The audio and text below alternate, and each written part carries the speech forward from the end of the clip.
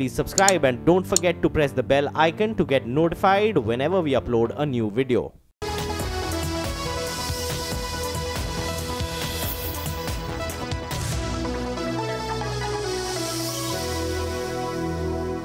नमस्कार, स्वागत है आपका आवाज समाचार में। आपके साथ मैं हूं नेहा आनंद। और इस वक्त की सबसे बड़ी खबर का रुख करते हैं। भारत में पोलियो की बीमारी के एक बार फिर से लौटने का खतरा बन गया है।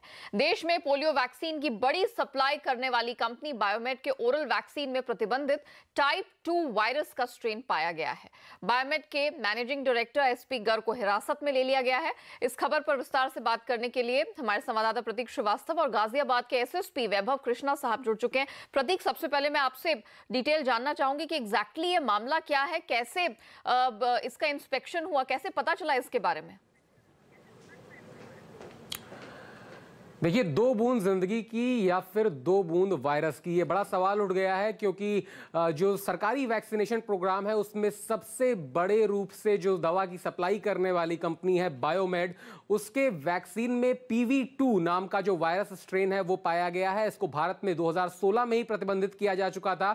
अभी फिलहाल जो भारत में वैक्सीन आ रही है उसमें PV1 और PV3 तरह के वायरस पाए जाते हैं। PV2 वायरस को प्रतिबंधित कर दिया गया। इसका स्ट्रेन जो है वो जो पोलियो ओरल ड्रॉप पिलाया जा रहा है बच्चों को, उसमें पाया गया है। तो इस वजह से इस बीमारी के फिर से सर उठाने का खतरा पैदा हो गया है। हमको जो जानकारी मिली है उसके मुताबिक 10 से 15 सितंबर के बीच जो रैंडम सैंपलिंग की है केंद्रीय ड्रग कंट्रोलर ने, वहां पर जो रिजल्ट सामने आए हैं, नतीजे सामने आए हैं, उसमें यह वायरस स्ट्रेन पाया गया है। और उसके बाद जो सेंट्रल ड्रग कंट्रोल ऑर्गेनाइजेशन है उसने एक तहरीर दी गाजियाबाद पुलिस को और उसके बाद इसमें मामला दर्ज किया गया है और जो कंपनी बायोमेड है उसके एमडी को गिरफ्तार कर दिया गया है। यहां पर ध्यान देने वाली बात यह है कि अगर आपने हाल ही में अपने बच्चे को पोलियो ड्रॉप पिलाया है या फिर इस तरह की वैक्सीनेशन कराया है तो आप इस बात का ध्यान रखिए कि कहीं वो जो वैक्सीन प्रोवाइड कराई गई है वो कहीं बायोमेड कंपनी की नहीं है, या फिर आने वाले दिनों में भी अगर आप बच्चों को पोलियो ड्रॉप पिलाने की प्लानिंग कर रहे हैं तो इस बात का जरूर ध्यान रखें कि कहीं उसकी मैन्युफैक्चरिंग बायोमेड ने तो नहीं की है, क्योंकि अभी भी इस दवा का स्टॉक देश के अलग अलग हिस्सों में फैला हुआ हो सकता है। ऐसी जानकारी हमें सूत्र बता रहे हैं। जी। आप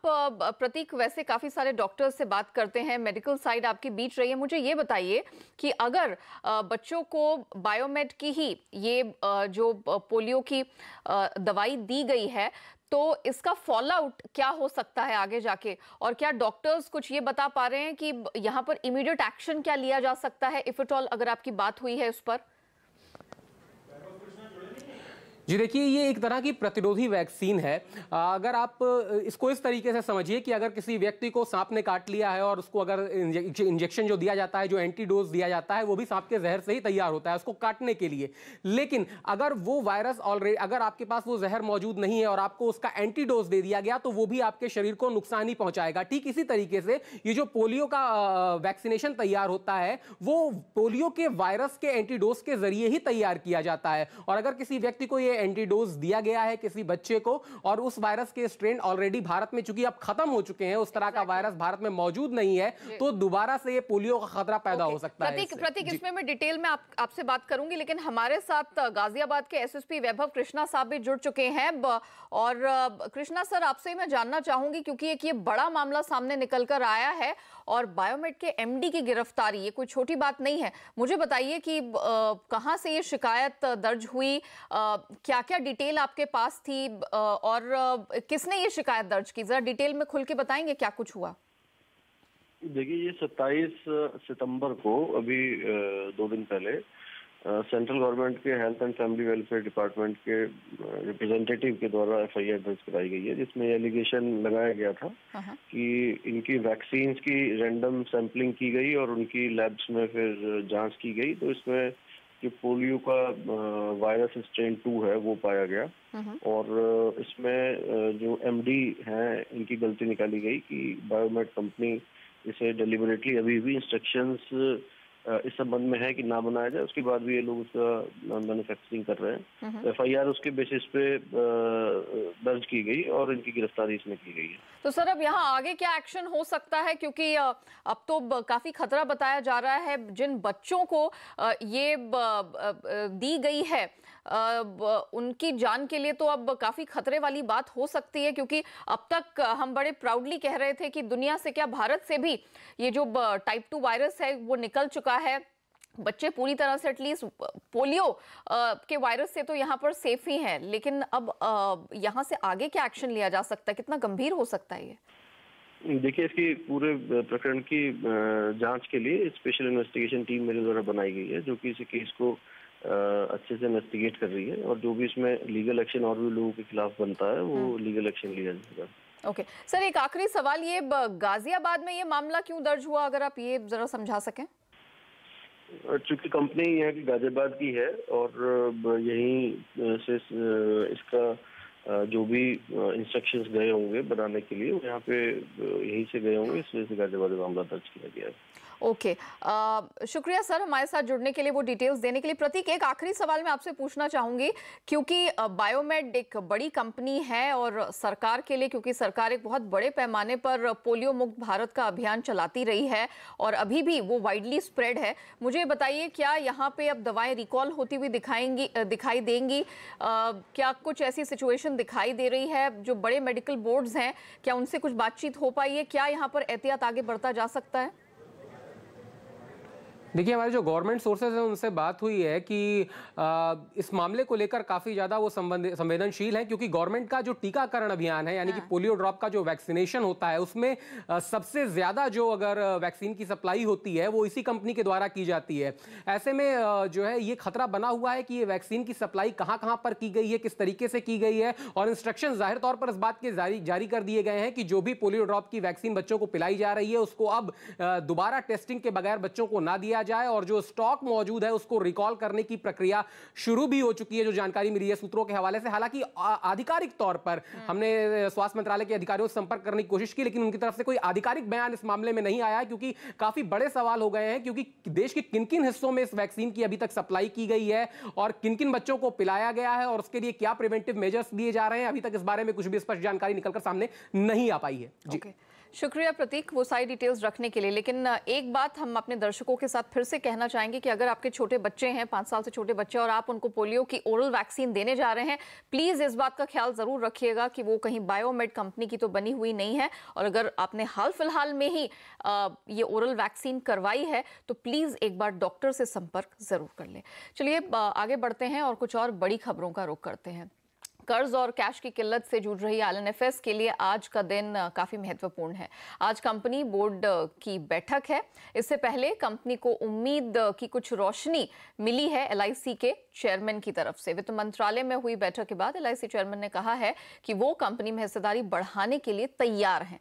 खबर पर डिटेल से जानकारी लेते हैं और सारी डिटेल्स लेकर हमारे संवाददाता आलोक प्रियदर्शी हमारे साथ जुड़ चुके हैं। आलोक, IL&FS बोर्ड की जो बैठक होनी है, क्या उससे पहले हम LIC चेयरमैन के बयान को एक तरह से रे ऑफ होप, उम्मीद की किरण मान सकते हैं? यहाँ पर वित्त मंत्रालय में जो DE सेक्रेटरी ने IL&FS के हालात पर चर्चा की, उस पर बैठक की, उसमें साफ तौर पर ये सामने आई बात कि LIC चेयरमैन ने कहा कि हमारे पास सारे विकल्प खुले हैं। हालांकि सरकार या कंपनी की तरफ से हमारे पास कोई प्रस्ताव इस तरह का नहीं आया है, लेकिन हमारे पास सारे विकल्प खुले हुए हैं और इस IL&FS कंपनी जो मौजूदा क्राइसिस से जूझ रही है उसको बचाया जाएगा। उन्होंने बताया कि करीब 70,000 करोड़ रुपए की कंपनी की जो रुपया है वो करीब दाव पे लगा है, और हम उम्मीद करते हैं कि करीब इसका जो असेट्स है अगर बेचा जाए इससे तो करीब 60,000 करोड़ की रिकवरी की जा सकती है। और चूंकि LIC का काफ़ी अभी कम एक्सपोजर है, करीब 2,000 करोड़ रुपए का एक्सपोजर है, तो इसलिए अब देखा जाएगा कि इसमें क्या विकल्प हो सकते हैं। क्या वो विकल्प राइट इशू करके हो सकते हैं या फिर कोई एडिशनल पूंजी निवेश करनी पड़ेगी, लेकिन इस पर अभी कोई फैसला नहीं हुआ है। लेकिन जो जैसा भी प्रस्ताव होगा उस हिसाब से इस पर फैसला किया जाएगा और सारे विकल्प फिलहाल ओपन है। तो कुल मिलाकर ये मान सकते हैं कि कल जब AGM की बैठक होगी मुंबई में, उसके बाद से अगर ऑथराइज शेयर कैपिटल को मंजूरी मिल जाती है बढ़ाने को लेकर 1500 करोड़ से 4500 करोड़ के आसपास, तो उसमें फिर देखना होगा कि LIC और SBI किस तरह से अपना स्टेक बढ़ाते हैं। ऑफ कोर्स, तो अब AGM पर नजर रहेगी जो कि आज होने वाली है, और क्या कुछ निकल कर आता है, क्योंकि आज की बैठक काफी महत्वपूर्ण दिखाई दे रही है और होपफुल भी है IL&FS के लिए। उधर IL&FS के मामले को लेकर कांग्रेस ने सरकार पर निशाना साधा है। कांग्रेस नेता संजय निरुपम ने प्रेस कॉन्फ्रेंस करके कहा है कि सरकार LIC के पैसे से एक बर्बाद कंपनी को बचाने की कोशिश कर रही है। जब एक कंपनी डूबने लगी, डूब गई, पूरी तरह से कोलैप्स हो गई है, तब भारत सरकार की तरफ से प्रयास हो रहा है इसको बेल आउट पैकेज देने का, जिसका हम विरोध करने के लिए यहां पर खड़े हैं। बेल आउट पैकेज कैसे दे रहे हैं? तो LIC और स्टेट बैंक ऑफ इंडिया को बोला गया है कि आप इसमें और फंड पंप इन करिए। जो 3,500 करोड़ की देनदारी है, जहां डिफॉल्ट कर रहे हैं, जो भंडा फूट चुका है, उससे उसको उबारने के लिए LIC को बोला गया है कि IL&FS के और भी आप शेयर्स खरीदें। बात बंधन बैंक की, जिसको RBI से बड़ा झटका लगा है। शेयर होल्डिंग से जुड़े नियमों का पालन नहीं करने के कारण रिजर्व बैंक ने MD और CEO के वेतन पर रोक लगा दी है। इसके अलावा RBI ने नई शाखाएं खोलने पर भी रोक लगा दी है। दरअसल RBI के नियमों के हिसाब से बैंक को प्रमोटर्स की हिस्सेदारी घटाकर 40% करना था, लेकिन तय समय सीमा में हिस्सा न घटाने के लिए RBI ने यह कदम उठाया है।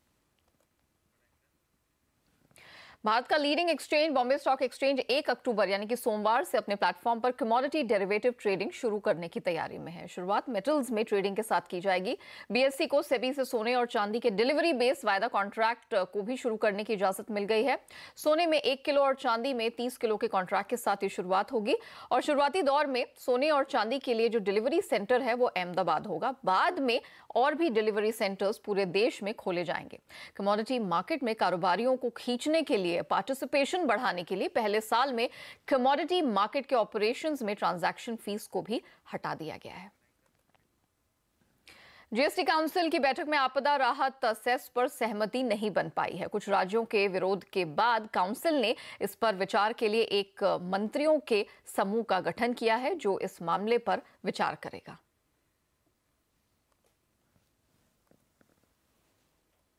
We'll have a 7-member group of ministers, which in the next few weeks will make a recommendation. Northeast, hill states and coastal states. In 3 areas में ये इंसिडेंट्स ज़्यादा होते हैं, तो इसलिए इनके रिप्रेजेंटेटिव्स भी उसमें रहना और कुछ और सीनियर मिनिस्टर्स रहें, so that a mature view can be taken after consulting as to what is the best option under the circumstances. और वो जैसे ही अपनी रिकमेंडेशन देंगे तो we'll call a meeting, then we left it to the honourable minister of from Kerala as to and he also felt that since this is required for rehabilitation it's better to take a mature view. सरकार चालू वित्तीय वर्ष के लिए 3.3% के वित्तीय घाटे के लक्ष्य पर कायम है। आर्थिक मामलों के सचिव सुभाष चंद्र गर्ग ने कहा कि वित्तीय घाटा नियंत्रण में रहे, इसके लिए सरकार अगले साल मार्च तक 70,000 करोड़ रुपए तक की उधारी कम करेगी। We decided to reduce the total borrowing requirement for the year by 70,000 crore. Gross borrowing program for the second half now is only 2,47,000 crore. Petrol diesel के बाद अब गैस की महंगाई के लिए भी अब तैयार रही। 1 अक्टूबर से CNG, PNG और LPG की कीमतें बढ़ने जा रही हैं। नेचुरल गैस के दाम बढ़ने और रुपए में आई कमजोरी के चलते सोमवार से इनकी कीमत में 14% की वृद्धि हो सकती है। हमने आपको 30 अगस्त को ही बताया था कि CNG, PNG, LPG की कीमतें बढ़ने वाली हैं। नेचुरल गैस के दाम 14% बढ़ने का अनुमान है। हमारे अनुमान के मुताबिक 1 अक्टूबर से CNG 2 से 2.5 रुपए, PNG 3 से 4 रुपए तो LPG 10 से 15 रुपए तक महंगी हो सकती है। साथ ही बिना सब्सिडी वाले गैस सिलेंडर 80 रुपए के करीब महंगे हो सकते हैं। नेचुरल गैस महंगा होने का असर पावर कंपनियों पर भी पड़ेगा। अंतर्राष्ट्रीय बाजार में क्रूड की कीमतें लगातार बढ़ती चली जा रही हैं। कच्चा तेल 4 साल के उच्चतम स्तर पर बना हुआ है। जानकारी के मुताबिक क्रूड के दाम सर्दियों तक कम होने के आसार नहीं दिख रहे। गृहमंत्री राजनाथ सिंह ने सर्जिकल स्ट्राइक की तरह पाकिस्तान के खिलाफ बड़ी कार्रवाई का दावा किया है। उन्होंने कहा कि BSF जवान नरेंद्र नाथ के साथ हाल ही में हुई बदसलूकी के बदले 2-3 दिन पहले कुछ ठीक ठाक हुआ है, लेकिन इसके बारे में वो अभी नहीं बताएंगे। राजनाथ सिंह ने आने वाले दिनों में भी पाकिस्तान के खिलाफ कार्रवाई के संकेत दिए हैं।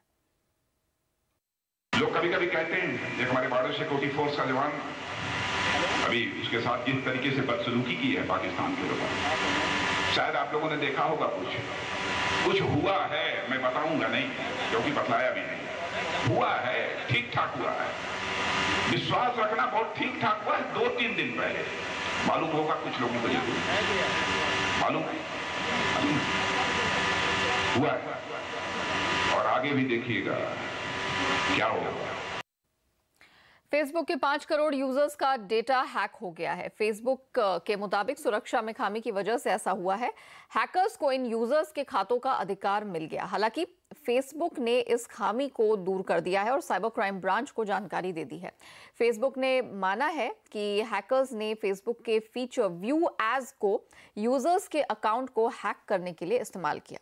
जो भी यूजर्स इससे प्रभावित हुए हैं उनसे कहा गया है कि वो अपने अकाउंट को एक बार फिर से री लॉग इन कर ले। फेसबुक के मुताबिक इस मामले की जांच शुरू हो गई है, लेकिन अभी ये पता नहीं चल पाया है कि हैक किए हुए अकाउंट से डेटा चोरी हुआ है या फिर नहीं।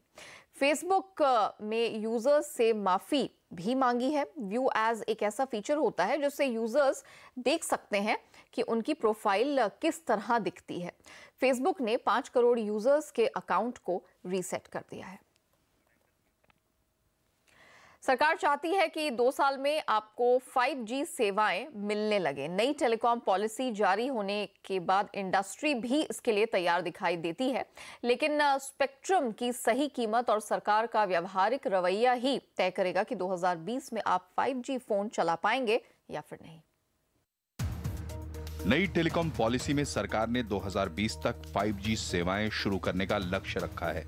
ऑस्ट्रेलिया, चीन, जापान, ब्रिटेन के साथ भारत में भी इन सेवाओं के शुरू होने की उम्मीद है। टेलीकॉम इंडस्ट्री ने भी इसको लेकर तैयारियां शुरू कर दी हैं। इंडस्ट्री को उम्मीद है कि भारत सबसे पहले 5G शुरू करेगा। The work is already on. The number of things that they're doing is already there. So it is a matter of time when 5G, while the rest of the world will have it, we should also be having it very soon. लेकिन भारी कर्ज में डूबी telecom industry को लगता है कि अगर 5G स्पेक्ट्रम सही दाम पर मिलेगा तभी टेलीकॉम कंपनियां भी सही दाम पर सेवाएं दे सकेंगी। Basically, the spectrum has to be priced properly. If the spectrum is not priced properly, then the services affordability will be very bad. सरकार जल्द ही 5G सेवाओं की टेस्टिंग शुरू करने जा रही है, लेकिन इंडस्ट्री के रुख से साफ है कि आम लोगों तक जल्द 5G पहुंचाने के लिए अच्छी नीति के साथ साथ व्यवहारिक रवैया भी रखना होगा। असीम मनचंदा, दिल्ली। मुंबई में अब जिनके घर रीडेवलपमेंट में जाएंगे उन्हें पहले की तुलना में ज्यादा बड़े घर मिलेंगे। महाराष्ट्र सरकार ने पुनर्विकास योजना में बदलाव कर बिल्डरों को मिलने वाली FSI घटा दी है और उसे म्हाडा के खाते में डाल दिया है। मुंबई रीडेवलपमेंट प्लान यानी पुराने घरों को तोड़कर नया घर बनाने की योजना में महाराष्ट्र सरकार ने बड़े बदल किए हैं। अब बिल्डर को पहले से कम FSI मिलेगी और म्हाडा को ज्यादा। यही नहीं, जिनके घर टूटेंगे उन्हें अब पहले से बड़ा घर मिलेगा। म्हाडा को लगता है कि इस बदलाव के चलते अब घर मालिक आसानी से पुनर्विकास योजना के लिए तैयार हो जाएंगे। म्हाडा का मानना है कि अब 4000 पुरानी इमारतों की रीडेवलपमेंट में तेजी आएगी, लेकिन अब बिल्डरों की मुसीबत बढ़ जाएगी। मुझे नहीं लगता है कि ज़्यादा असर पड़ेगा, क्योंकि जो इन्होंने एक्स्ट्रा बेनिफिट्स दिए थे ये प्लान के अंदर, उसके हिसाब से लोग कैलकुलेशन कर दिए, इसलिए ज़्यादा तो नाराज़गी है। ये नहीं है कि वो रीडेवलपमेंट नहीं हो सकते या कैलकुलेशन में बैठ नहीं सकते हैं। काफ़ी लैंडलॉर्ड्स और जो सोसाइटीज़ हैं उन्होंने कैलकुलेशन ये करके उनकी भाव बढ़ा दी। तो मेरे अंदाज से ये resetting of prices, resetting of expectations करने की आवश्यकता है। नए प्लान के मुताबिक सिर्फ 50% घरों के मालिक पुनर्विकास को मंजूरी दे देंगे तो बिल्डिंग रीडेवलपमेंट में चली जाएगी। पहले किसी भी बिल्डिंग को पुनर्विकास में भेजने से पहले 70% घर मालिकों की मंजूरी जरूरी थी। निधि राय, मुंबई। एशिया कप के फाइनल में टीम इंडिया ने रोमांचक जंग में बांग्लादेश को हरा दिया। टीम इंडिया ने ये मैच आखिरी गेंद पर जीता। भारत को जीत के लिए 223 रनों का लक्ष्य मिला था और टीम इंडिया ने आखिरी गेंद पर 7 विकेट खोकर ये लक्ष्य हासिल कर लिया। टीम इंडिया की जीत में सबसे ज्यादा रन कप्तान रोहित शर्मा ने बनाए, जिन्होंने 48 रन जोड़े टीम इंडिया के कुल अकाउंट में। भारत ने 7वीं बार एशिया कप पर कब्जा किया है, वहीं बांग्लादेश तीसरी बार एशिया कप के फाइनल में पहुंचने के बाद हारा है। इंडोनेशिया में कल शाम आए भूकंप और सुनामी में कम से कम 30 लोगों की मृत्यु की पुष्टि हुई है। कल शाम इंडोनेशिया के मध्य सुलावेसी प्रांत में 7.5 की तीव्रता का भूकंप आया। इसके बाद यहां के 2 शहर पालू और दोंगाला में सुनामी का कहर बरपा। पालू में सुनामी का सबसे ज्यादा बुरा असर देखने को मिला। यहां करीब 6.5 फुट ऊंची लहरें उठी जो इमारतों को ही बहा ले गई। भूकंप से 9 गांव प्रभावित हुए हैं।